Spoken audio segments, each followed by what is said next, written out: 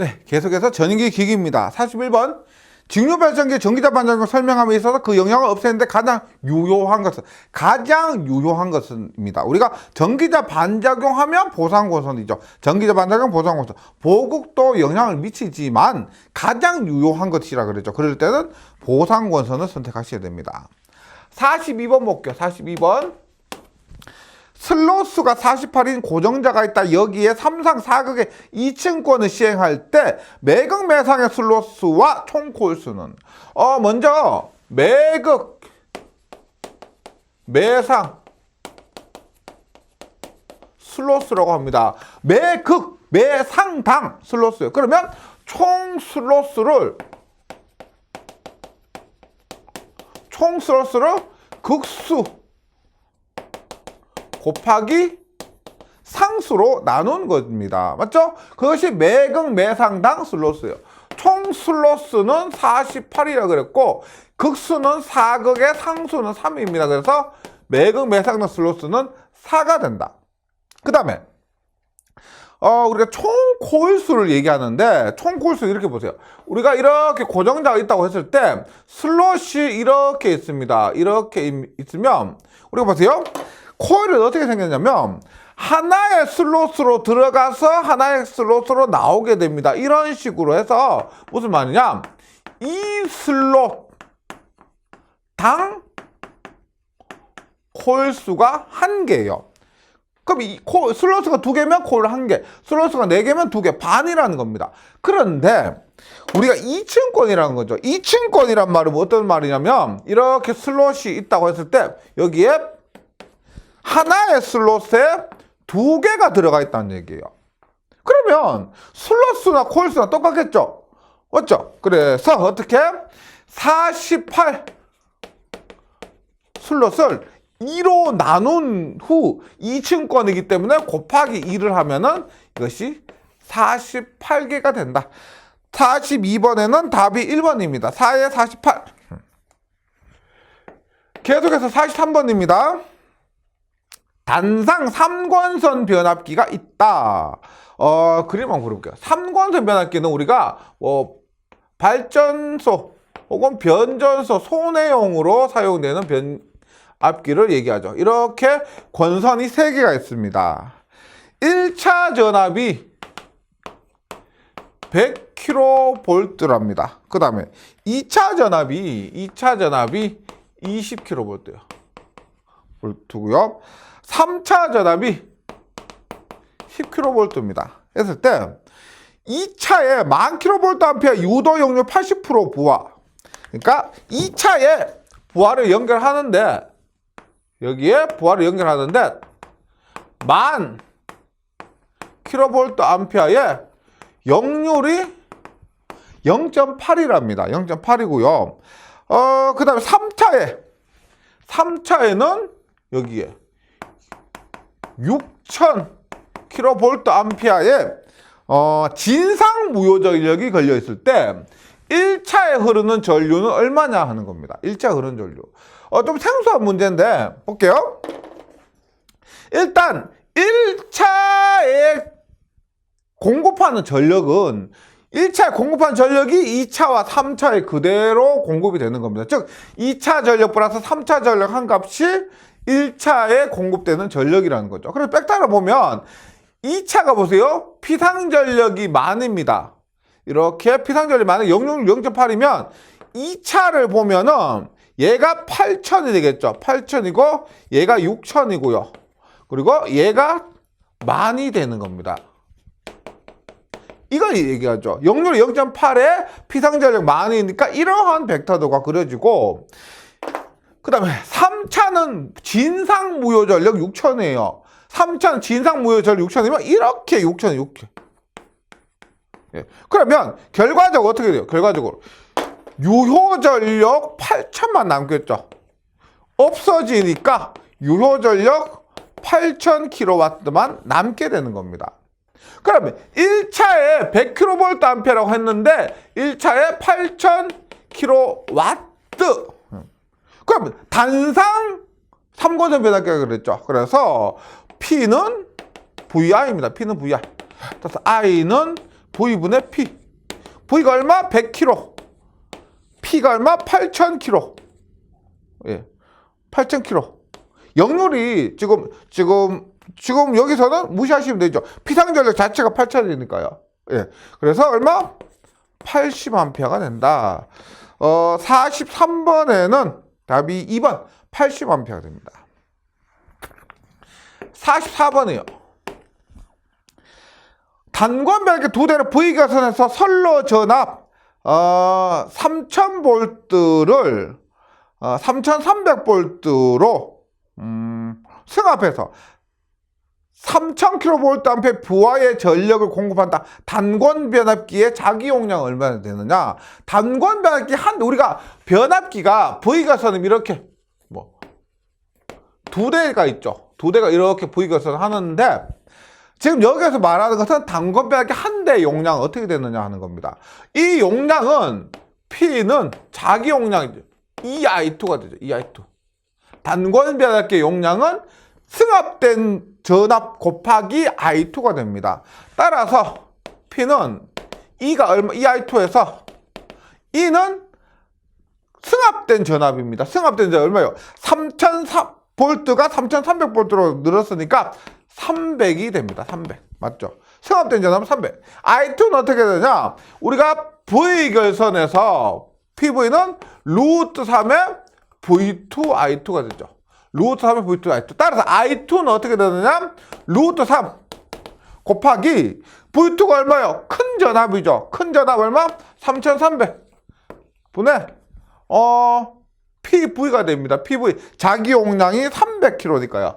300 곱하기 10의 3승을 하면은 이 값이 여기에다가 킬로볼트 암피아 있죠. 우리가 지금 단권벽 용량이 킬로볼트 암피아입니다. 따라서 여기 하고 다음에 10의 마이너스 3승 마이너스 3승까지 해주면 그 답이 15.72가 돼요. 이렇게 됩니다. 그래서 단권 변압기 용량 V결선에서 기본적으로 E는 P는 EI2입니다. 그런데 이것도 단상에서도 마찬가지죠. 자기 용량 구할 때 P는 EI2 이렇게 하시면 됩니다. 그 다음에 우리가 이렇게 P를 구할 때 보세요. 단상에서 필기에서 이런 거 있죠. 부자는 고승이다. 이런 식으로도 구했죠. 그래서 이런 식으로 구하셔도 됩니다. 그래서 V결선에서 우리가 단상에서는 이렇게 하고요. 그래서 자기 용량은 고압전압분의 승합전압 곱하기 부하 용량 이렇게 하면 됩니다. 근데 V결선에서 어떻게 그 공식을 암기를 한다면 루트 3 곱하기 E2 분의 여기에는 V결선이니까요. 결과적으로 똑같죠. E2 곱하기 부하 용량. 자기 용량은 이런 식으로 구할 수가 있습니다. 한 대일 때는 이렇게 하고요. 두 대일 때는 2를 곱하면 되고 두 대 전체 V결선은 두 대니까 두 대 전체는 2를 곱하고 한 대는 루트 3분의 2의 2. 이건 어떻게요? 2분의 2 곱하기 부하 용량. 단상에서 이렇게 했는데 삼상 V결선에는 이런 공식 숙지하신 다음에 적용을 하셔도 됩니다. 네. 이런 부분이 우리가 실기에서 더 많이 나오거든요. 일단 한번 정리를 해주시고요. 그래서 일반적으로 필기실기 모두 적용할 수 있는 것은 요 공식. 필기실기 모두 부하 용량 구할 때 요 공식을 자기 용량 구할 때 이 공식으로 계산해 주시면 됩니다. 계속해서 45번 가볼게요. 45번.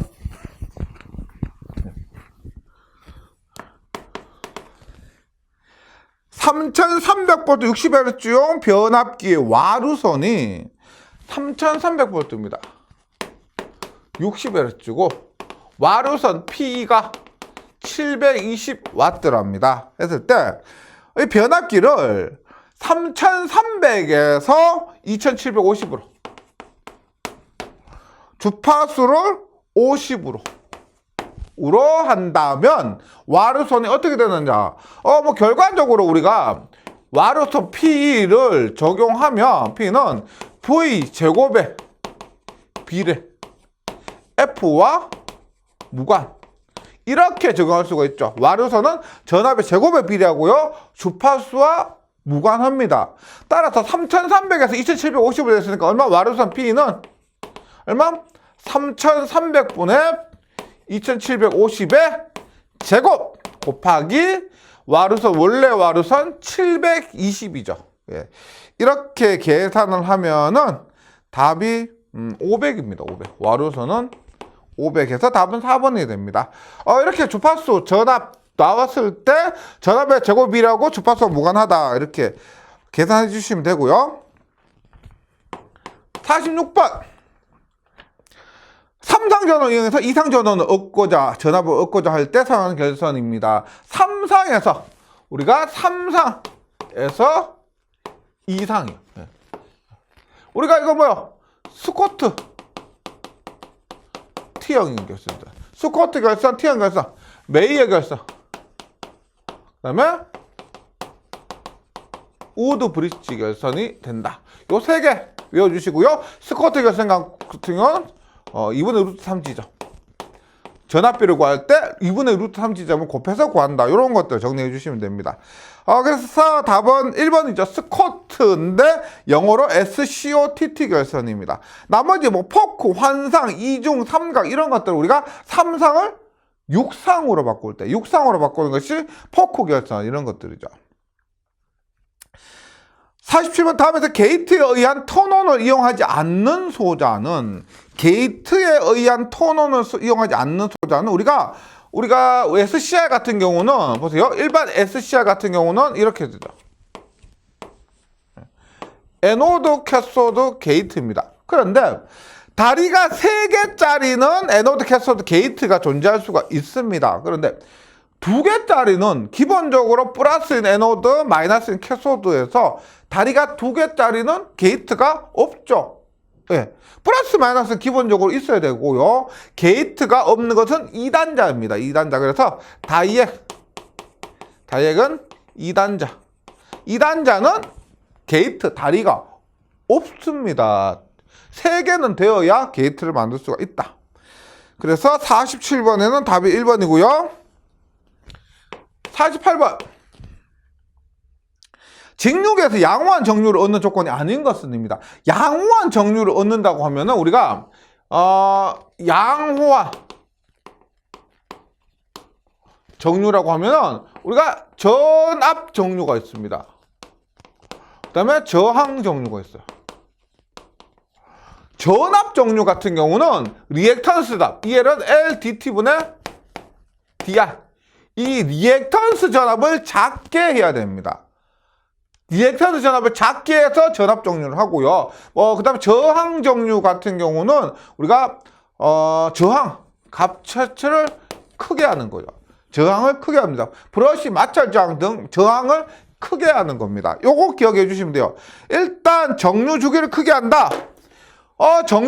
전압 정류에서 이 리액턴스 전압이 작아야 되는데 정류 주기가 크면은 시간이 크면은 얘 값이 어떻게 돼요? 작아지겠죠. 그래서 주기가 크면은 리액턴스 전압 작아지고 그래서 양호한 정류가 맞습니다. 그 다음에 인덕턴스 작게요. 인덕턴스 자체를 작게 해도 EL이 작아지겠죠. 인덕턴스가 작게 되면요. 그 다음에 평균 리액터 전압을 브러쉬 접촉면 전압 강화보다 크게 한다. 리액터 전압 작아야 된다 그랬죠. 얘가 리액터 전압 이 자체가 작아야 된다고 했습니다. 근데 크게 한다. 말이 안 되죠. 답은 3번이고요. 4번 브러쉬 접촉장을 크게 한다. 저항 정류 브러쉬 접촉장을 크게 한다. 예, 맞습니다. 그래서 48번에는 3번 기억해 주시고요. 49번이요. 49번. 직류기의 다중 중권 권선법에서 전기자 병렬 회로수 A와 극수와의 관계는 우리가 중권 A는 B는 P죠. 극수와 병렬 회로수와 브러쉬 수가 같습니다. 중권에서요. 팥권 어떻게 팥권은 A는 B는 뭐다? 팥권은 2가 됩니다. 팥권은 2예요. 그런데 여기서 다중도가 있습니다. 다중도는 n배를 고집해 주시면 돼요. 그래서 일단 중권에서 병렬해서 극수는 뭐 어떻게요? 병렬해서 A는 극수의 M 중 중권이라면 다중이 M이요. A는 병렬해서는 극수의 M배가 된다. 해서 답은 4번입니다. A는 MP.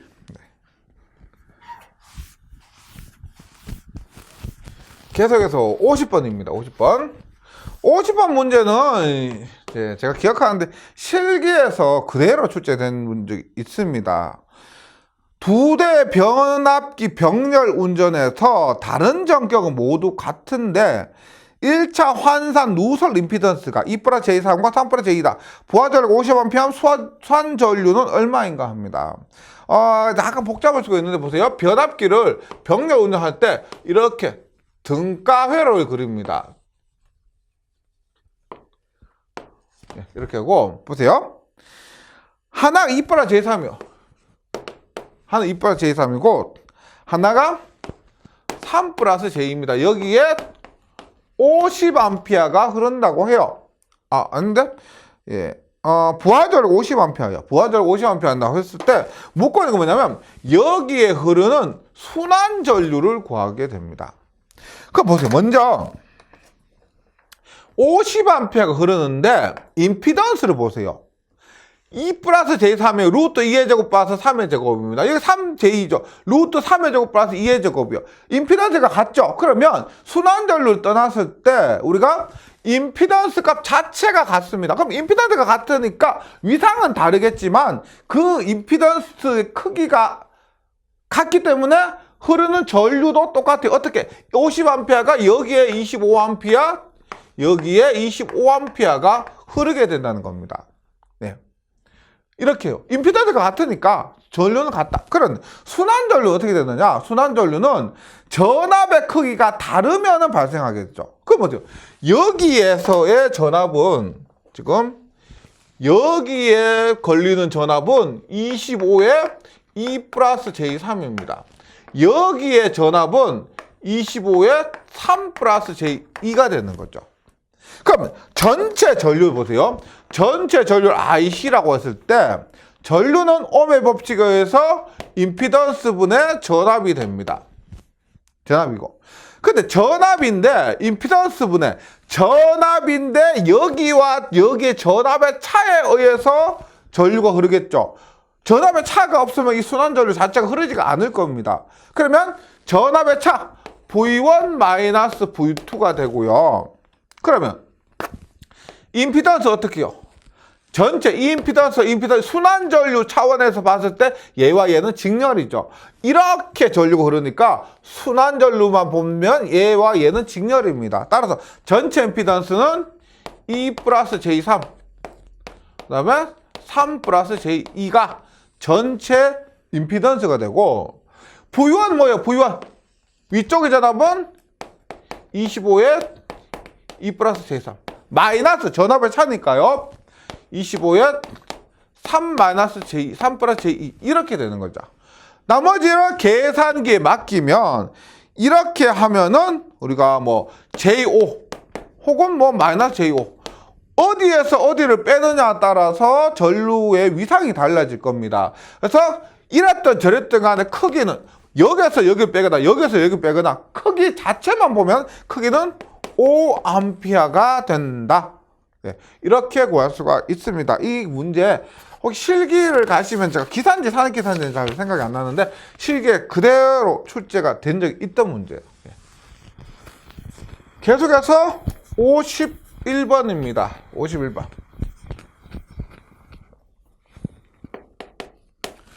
51번. 변압기 내부 고장 검출. 변압기 내부 고장. 변압기 내부 고장 하면은 우리가 변압기하고 발전기에서 하나 차이가 있죠. 부홀즈 계전기입니다. 그래서 변압기는 차동 혹은 비율 차동 비율이 앞에 가야 되죠. 차동 계전기 혹은 비율 차동 계전기. 그 다음에 뭐 부흐 홀즈. 그 다음에 충격, 뭐 압력 계정기, 뭐 이런 것들이 있습니다. 대표적인 것이 차등 계정기나 부홀즈 계정기 이런 거고요. 압력이 아니 가스 검출. 부홀즈, 가스 검출 뭐 이런 것들이 있고, 근데 일반적으로 시험에 나오는 것은 얘나 얘고요. 그리고 부홀즈 계정기는 변압기 내부 고장 검출이 되지만 발전기에서는 해당이 안 됩니다. 네, 이렇게고요. 52번. 변압기 결선 방식에서 델타 결선 방식의 특성이 아닌 것은입니다. 델타 결선. 일반 중성점 접지를 할 수 없죠. 접지는 할 수가 있는데 중성점 접지를 할 수가 없습니다. 2번. 110kV 이상의 계통에서 많이 사용된다가 아니고요. 델타 결선은 이하의 전압이요. 그러니까 높은 전압에서 사용할 수가 없습니다. 우리 보통 어디요? 33kV, 66kV 이런 곳에서 사용됩니다. 그래서 보통 우리가 110kV 이상이 아니고요. 뭐 77kV, 33kV, 33kV 보통 이하 요런 결선에서 요런 전압에서 델타 결선이 많이 사용되기 때문에 특징이 아닌 것을 하면 답은 2번입니다. 3번. 외부의 고조파 전압이 나오지 않으므로 통신장애에 염려가 없다. Y결선은 외부로 3고조파가 흐르지만 델타 결선은 3고조파가 발생하지 않습니다. 4번. 단선 변압기 3대 중 1대 고장이 생겼을 때 2대로 V결선 할 수 있는 것이 우리 시험에 또 많이 나오죠. 델타 결선은 V결선 할 수가 있다. 53번. 다음 중 변압기 U가 갖추어야 할 조건으로 옳은 것은 변압기 기름입니다. 일단 절연 내력이 우리 전기에서 뭐 말하는 것 중에서 절연 내력이 낮으면 좋을 것 이런 거 없습니다. 절연 내력 자체는 높아야 좋습니다. 이번 인하점이 높을 거 우리가 여름에 막 30도, 40도 이렇게 올라갈 때 변압기 터질 수가 있죠. 그 변압기 기름이 불이 붙는 온도 당연히 높을 수 좋죠. 100도보다는 200도에서 200도보다 300도에서 불이 붙는 것이 낫다는 겁니다. 그걸 얘기하는 것이고요. 답은 2번입니다. 3번. 비열이 적어, 비열이 커서 냉각 효과가 클 것이고요. 4번. 응고점, 어는 온도입니다. 어는 온도는 영하 20도보다 영하 30도에서 어는 게 낫죠. 그래서 응고점은 낮을 것, 온도가 낮은 지점에서 오는 것이 낫다. 54번. 동기발전기의 자기여자 현상을 방지하는 방법이 아닌 것은 우리가 자기여자 현상 이렇게 나오면 이거 전력공학에서 나올 가능성도 있는 문제죠. 자기여자 현상은 시성분 때문에 자기여자 현상이 발생을 하게 됩니다. 시성분이요. 콘덴서 성분. 그럼 이 성분을 없애려면은 뭘 해야 될까? L 성분을 연결을 하면 됩니다. L 성분. 그것만 기억해 주시면 돼요. 따라서 1번. 발전기 여러 대를 모선의 병렬을 조성한다. 우리 발전기 자체가 L 성분이 포함되어 있죠. 발전기를 여러 대를 병렬로 연결한다. 발전기 여러 대를 연결한다. L 성분을 여러 대 병렬로 연결한다. 그런 말입니다. 수전단에 동기조산기를 접속한다. 동기조산기 통해서 없앨 수가 있고요. 수전단에 리액턴스를 병렬에 접속한다. 리액턴스 발전기와 마찬가지입니다. 리액턴스 병렬에 접속한다. L 성분을 병렬에 접속한다. 이런 의미고요. 다음은 단락비가 작은 발전기 사용한다가 아니죠. 단락비가 큰 발전기를 사용해야 됩니다. 55번입니다. 정류자형 주파수 변환기입니다. 정류자형 주파수 변환기는 일종의 다산교류기기인데 볼게요. 전기자 권선의 슬립링을 통해서 주파수 F1의 교류전압이 인가하고요. F1의 교류전압이 인가하고요. 전기자로 회전자계 파이와 반대 방향 같은 속도로 회전시킬 때 브러시간 전압 EC의 주파수는입니다. 우리가 묶어낸 것이 FC예요. FC인데 이게 만약에 정지하고 있을 경우가 있습니다. 정지하고 있을 경우는 FC는 입력한 주파수 F1과 같습니다. 지금 구하려고 하는 묶고 있는 브러시간 전압 EC의 주파수 EC가 주파수를 갖고 있겠죠. 그 EC 갖고 있는 주파수 FC는 정지하고 있을 때는 F1과 같습니다. 그 다음에 자속이 같은 방향일 때는 F1 플러스 F입니다. 입력의 주파수 플러스 F가 같은 방향일 때, 자속과 같은 방향일 때는 이렇게 되고요. F 플러스 F가 되고, 이제 묻고 있는 반대 방향. 반대 방향이고 속도가 같다. 반대 방향이고 속도가 같다고 하면 0이 됩니다. 여기 요 주파수에 대해서 정지하고 있을 때 F1 가속과 같은 방향 F1 플러스 F 반대 방향이고 속도 같을 때는 0 이렇게 기억해 주시면 되겠습니다. 56번 동기발전기의 전기자 건설법 중에서 집중권에 비해서 분포권에 갖는 장점은입니다. 우리가 이렇게 슬립이 있다고 했을 때 분포권은 이렇게 나누어서 갚는 방법이고요. 우리가 집중권은 이렇게 하나에 집중해서 갚는 방법입니다. 이렇게 했을 때 분포권을 하면은 일단 기전력 감소하죠. 기전력은 작아집니다. 근데 파형이 개선됩니다. 파형이 좋아져요. 그 다음에 우리가 열 발산이 좋습니다. 얘는 뭉쳐서 이렇게 하다 보면 열이 이렇게 되는, 얘는 열 발산 자체도 나누어서 되는 거죠. 그 다음에 리액턴스예요. 리액턴 L은 L분의 USN의 제곱이다 보니까 얘는 3의 제곱 9입니다. 얘는 1의 제곱 플러스 1의 제곱 플러스 1의 제곱 하니까 얘는 3이에요. 그래서 어떻게 돼요? 리액턴스가 감소하게 되는 겁니다. 분포권은 이렇게 돼요. 그래서 56번에는 장점, 파형이 좋아진다가 되고요. 건설 리액턴스 커진다. 리액턴스 커지는 것은 단점입니다. 단점이고 분포권에 해당되지 않습니다. 그 다음에 기전력이 높아진다. 기전력도 낮아지게 됩니다. 56번은 2번이고요.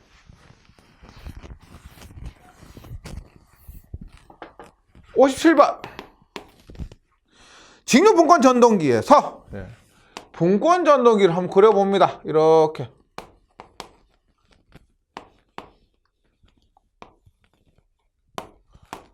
그리고요 단자 전압이 215V 전기자전 전동기니까요. 전기자전 이거죠. 이것이 150A가 됩니다. 150A고 얘가 1500 RPM 회전하고 토크는 몇 뉴턴메타인가? 0.1이에요. 0.1. 토크가 몇 뉴턴메타나 했기 때문에 킬로그램 메타면 0.975죠. 뉴턴메타면 얼마? 9.5죠. 9.5 N분의 P가 됩니다. P는 얼마야? P는 전기자에서의 여기에서의 P는 당연히 EIA죠. 역기전력 곱하기 전기자 전류가 됩니다. E는 어떻게 돼? E는 전동기니까 단자전압 215에서 IARA 뭐다?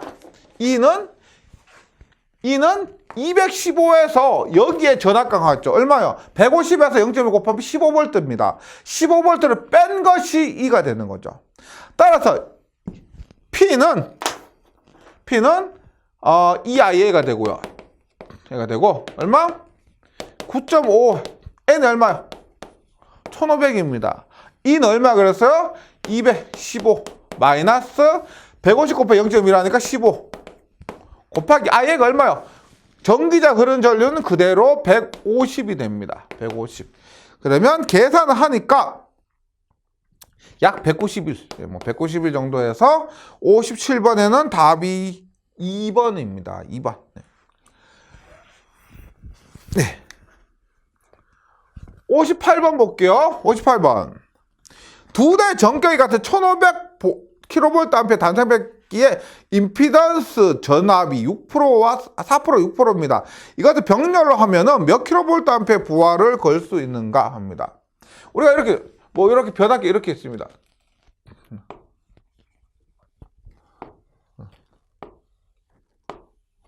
이렇게 해서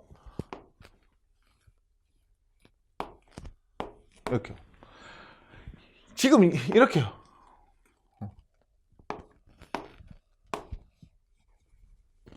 보세요. 이 변압기의 용량도 1500여. 이 변압기 얘도 1500여. 1500입니다. 그럼 얘를 이렇게 병렬로 연결했을 때 이렇게 여기에 공급할 수 있는 전력이 얼마냐 하는 거죠. 만약에 얘도 5%고 얘도 5%면 퍼센트 임피던스가 똑같으면은요 1500과 1500 하니까 똑같으면 얼마? 얘도 1500 얘도 1500에서 3000이 되는 겁니다. 똑같으면은요. 근데 퍼센트 임피던스가 얘는 4%고 얘는 6%요. 다릅니다. 네. 그러면 우리가 용량 구할 때 용량은 부하 분담을 할 때 부하 분담은 뭐 이렇게 IA분의 IB는 퍼센트 임피던스 B분의 퍼센트 임피던스 A에 PA분의 PB 이렇게 되는 거죠. 퍼센트 임피던스에 반비례하게 됩니다. 퍼센트 임피던스에. 그러면 이렇게죠. 이 4%는 100%, 작은 것은 100%를 분담할 수가 있습니다. 따라서 4%가 얼마? 1500만큼 모두 할 수가 있는 거예요. 그 다음에 얘는 어떻게 되느냐? 얘는 더 1500보다 더 작게 분담하는 거예요. 임피던스에 반비례해서 분담하기 때문에 얘는 1500보다 더 적게 하는 겁니다. 얼마나 할 수가 있느냐? 1500에 얼마? 얘분의 얘. 얼마? 6분의 4. 이렇게요. 6분의 4. 그래서 우리 공식을 보면 이렇게 되는 거예요. P는 얘가 PA예요. PA. 플러스 얘가 PB예요. PB인데 이렇게 퍼센트 임피던스가 다르고 용량이 같을 때는 어떻게?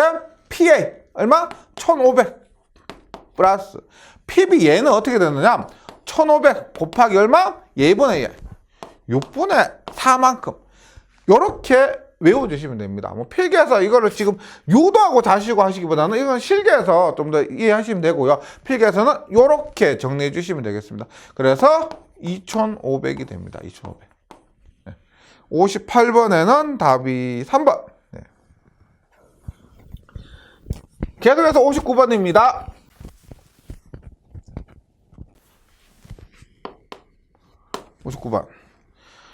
변압기 손실비와 최대 효율을 나타내는 부하전류와의 관계는 입니다.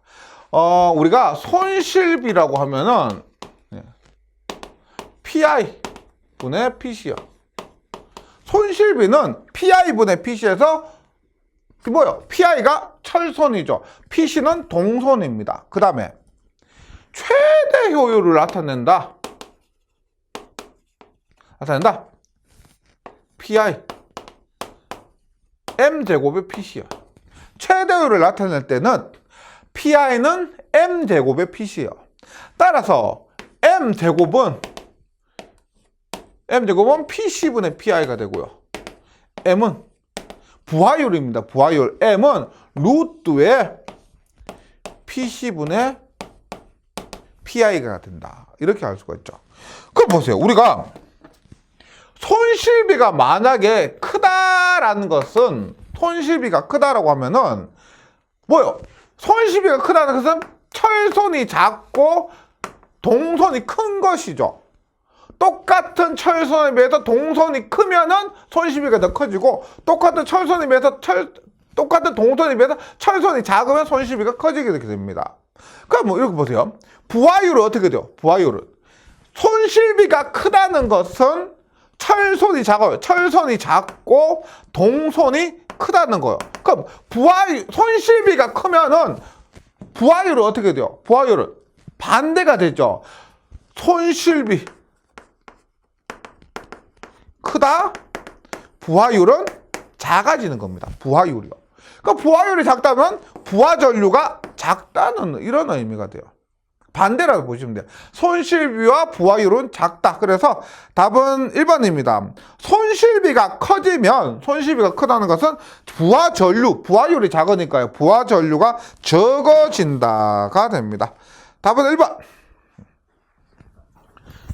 60번.